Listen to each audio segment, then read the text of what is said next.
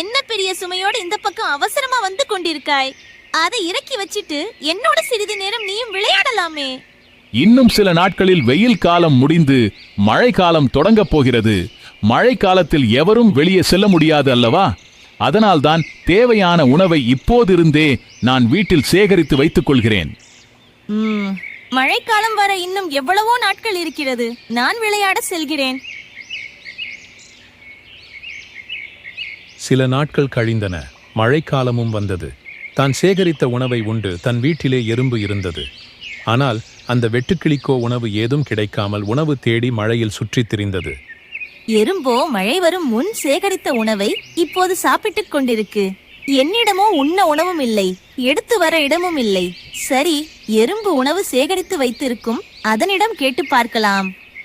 எனக்கு மிகவும் கடுமையாக பசிக்கிறது. வீட்டிலோ ஒரு உணவும் இல்லை. ஏதாவது உணவு கிடைக்குமா? ஆம் நண்பா, சற்று இங்கே அமர்ந்து கொள்.